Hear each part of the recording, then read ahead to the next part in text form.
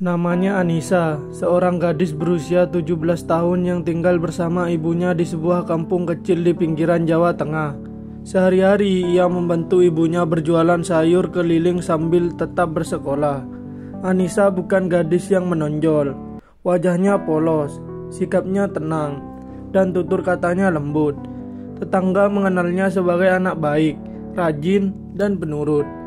Sejak ayahnya meninggal karena kecelakaan motor 3 tahun lalu, hidup Anissa dan ibunya terasa berat. Namun mereka bertahan dengan saling menguatkan. Salah satu tetangga mereka adalah Pak Umar, pria parubaya berusia hampir 65 tahun. Ia sering datang menawarkan bantuan, membentulkan genteng yang bocor, membawa pisang dari kebun, atau sekedar duduk ngobrol di teras. Bagi Anissa, Pak Umar seperti pengganti kakek yang tak pernah ia miliki. Tapi ternyata orang yang paling ramah bisa menyimpan wajah paling gelap. Suatu malam, ibunya harus menjaga saudaranya yang dirawat di rumah sakit. Anissa sendirian di rumah. Saat ia tengah mencuci piring, Pak Umar datang membawa bubur dan berkata, "Ini untukmu, Nak, biar enggak repot masak." Tanpa curiga, Anissa mengucapkan terima kasih dan mempersilahkan masuk. Namun setelah pintu tertutup, sesuatu berubah. Tatapan Pak Umar bukan lagi tatapan seorang tetua. Ia mendekat perlahan, dan dengan cepat suasana menjadi mencekam. Anissa terdiam, tak bisa bergerak. Tubuhnya gemetar, mulutnya terkunci oleh ketakutan. Malam itu hidupnya hancur dalam sekejap.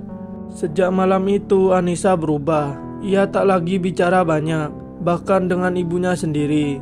Setiap kali ibunya bertanya, "Kamu kenapa, Nak?" Anissa hanya menggeleng pelan dan berkata, "Capek, Bu." Tapi sebenarnya bukan tubuhnya yang lelah, melainkan jiwanya yang porak-poranda. Anissa mulai sulit tidur. Setiap kali memejamkan mata, bayangan malam itu kembali muncul. Suara pintu, nafas kasar, sentuhan dingin, semuanya menghantuinya. Ia sering terbangun dengan keringat dingin, menjerit pelan dalam diam, takut ibunya tahu dan ikut hancur. Ia merasa malu, kotor, rusak. Ia mulai menyalahkan diri sendiri. Kenapa aku diam saja?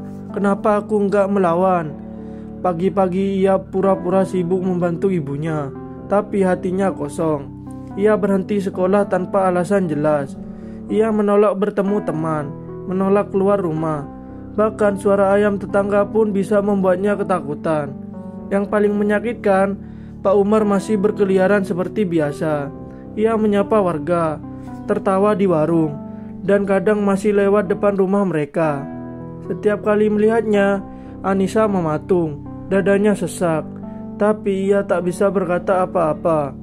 Siapa yang akan percaya kalau gadis pendiam seperti dirinya menuduh Pak Umar yang dikenal sebagai kakek baik hati?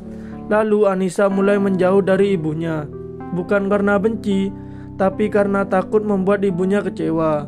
Ia ingin bicara, tapi lidahnya kaku. Ia hanya bisa menangis di kamar, memeluk lutut sendiri, berharap malam itu hanya mimpi. Tapi sayangnya itu bukan mimpi, itu luka yang nyata dan semakin dalam karena ia menanggung sendirian. Waktu terus berjalan. Luka di hati Anissa tak juga sembuh. Ia merasa seolah hidup dalam dua dunia. Dunia luar yang tampak normal dan dunia dalam dirinya yang gelap, sesak, penuh rasa takut. Namun ibunya, meski tak tahu pasti apa yang terjadi, mulai menyadari ada sesuatu yang tak beres. Suatu malam ibunya memeluk Anissa sambil berkata pelan, "Nah, ibu nggak tahu apa yang kamu simpan, tapi kamu nggak harus menanggung semuanya sendiri. Kalau kamu terluka, ibu akan tetap bersamamu." Air mata Anissa tumpah seketika. Pelukan itu yang selama ini ia hindari karena rasa malu, kini menjadi satu-satunya tempat ia bisa runtuh dengan aman. Di tengah tangis sesungguhnya, ia akhirnya membuka suara. Ia ceritakan semuanya. Malam itu Pak Umar rasa takut dan kenapa ia memilih diam selama ini. Ibunya tidak berteriak, tidak menghakimi. Ia hanya memeluk lebih erat dan menangis bersama. Keesokan harinya, mereka berdua pergi ke rumah kepala desa. Anissa diminta menceritakan ulang kejadian itu. Laporan resmi dibuat, tapi di kampung kecil seperti itu, kabar cepat menyebar. Suara-suara sumbang pun mulai terdengar. Ah, masa sih Pak Umar begitu? Itu anak pemalu, tapi siapa tahu diam-diam genit. Jangan-jangan mau cari perhatian. Anissa terguncang, tapi ibunya berdiri teguh. Biar orang bicara apapun, anak saya tidak bohong, katanya lantang di pos ronda saat ada yang menyindir. Dari sana Anissa tahu kebenaran mungkin tak selalu diterima semua orang, tapi diam hanya akan melenggangkan kejahatan. Ia sudah bicara, ia sudah melawan, dan itu adalah langkah pertamanya menuju pemulihan. Melaporkan bukan akhir dari perjuangan, justru itu awal dari perjuangan yang lebih berat. Proses hukum membuat Anissa harus menghadapi kembali semua yang ingin ia lupakan. Ia harus menjalani visum. Ia harus menceritakan ulang kejadian malam itu di depan polisi, jaksa, dan hakim. Bahkan ia harus duduk berhadapan langsung dengan Pak Umar di ruang sidang. Pak Umar menyangkal semua tuduhan. Dengan tenang ia berkata, "Saya sudah tua. Saya menganggap dia seperti cucu saya. Wajahnya seolah tanpa dosa." Beberapa warga datang memberi dukungan Pak Umar. Mereka menyebutnya dermawan. Mana mungkin orang sebaik itu melakukan hal jahat? Anissa merasa ditusuk 2 kali. Bukan hanya oleh pelaku, tapi oleh lingkungan yang menutup mata. Namun di tengah tekanan, muncullah seorang yang menjadi titik terang. Seorang pendamping perempuan dari LSM datang menjenguknya. Namanya Bu Maya. Ia memeluk Anissa dan berkata, "Kamu tidak salah dan kamu tidak sendirian." Kalimat itu menguatkannya. Proses hukum berjalan berbulan-bulan. Namun bukti medis, kesaksian, dan keberanian Anissa berbicara akhirnya mengantar pada keadilan. 8 bulan setelah laporan dibuat, pengadilan negeri menjatuhkan hukuman 12 tahun penjara kepada Pak Umar. Tapi meski vonis dijatuhkan, hati Anissa belum sembuh. Ia masih sering merasa takut, kadang merasa jijik pada dirinya sendiri. Namun kini ia tak lagi berjalan sendiri. Ia mulai mengikuti sesi terapi trauma yang disediakan LSM. Perlahan ia belajar bahwa menjadi korban bukan aib. Aib justru ketika kejahatan dibiarkan tanpa perlawanan. Setelah vonis dijatuhkan, kehidupan Anissa tak langsung kembali normal. Meski keadilan secara hukum telah ditegakkan, jiwanya masih penuh luka. Ia sering bertanya dalam hati, apa aku akan selamanya hancur? Apa aku akan terus dikenang sebagai korban? Namun perjalanan pemulihan bukan tentang melupakan, melainkan menerima.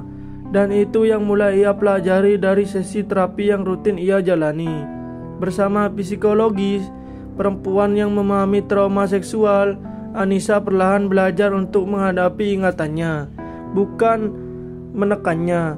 Ia mulai menulis, awalnya hanya untuk di buku harian, tapi kemudian berani mempublikasikan kisahnya di blog pribadi, tentu dengan nama samaran.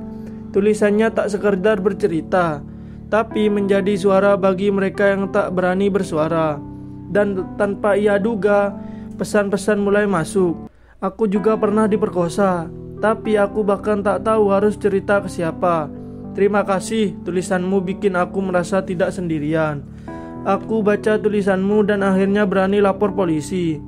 Dari sana, Anissa sadar, mungkin ia memang dilukai, tapi luka itu tak sia-sia. Ia bisa mengubah rasa sakit menjadi cahaya bagi orang lain. Ia kemudian mengambil keputusan besar, melanjutkan pendidikan yang sempat terhenti.